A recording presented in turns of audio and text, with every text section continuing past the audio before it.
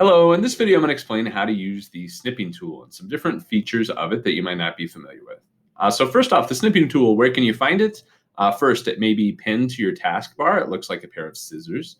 You can also, if it's not found there, search in the taskbar, type in snip, and it should come up. Again, what I would recommend is pin that to your taskbar so that you can access it all the time. It's a tool that you'll want to use frequently.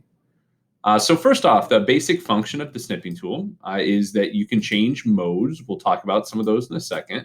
But the mode that I'm going to start with is no delay. So it'll immediately take a screen snip. And what it'll do is just take a rectangular snip.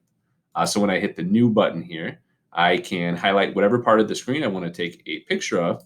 And then a picture will appear, a screen snip of that. You can annotate that. So you can write on that if you wanted to add your own information. And then what you can do is you can copy this picture and paste it wherever you like, or you can click File, Save As, and save that picture where you can submit it later, wherever you might need it. Some other functions that are kind of useful. One is a delay. You can add a 3-second delay when you take a screen snip. The purpose of that is sometimes you need to hover over a window to have something pop up on your screen.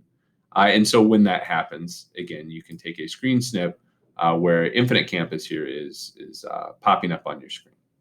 Another function that is kind of helpful, again, I'm going to change the delay to no delay, is the free form snip. Sometimes you want to take a screen snip, but only of some particular things on your screen that doesn't happen to be in a rectangle. And so if I wanted to take a snip of all of these formulas, but not include the information off to the side, I'm not doing a very great job at it, but you can zip around here and take a snip of just the formulas if it doesn't happen to be a regular shape. Again, you can save that, you can copy it, you can paste it, you can draw on it. That's the end of this video explaining how to use the snipping tool. Thank you very much. Have a great day.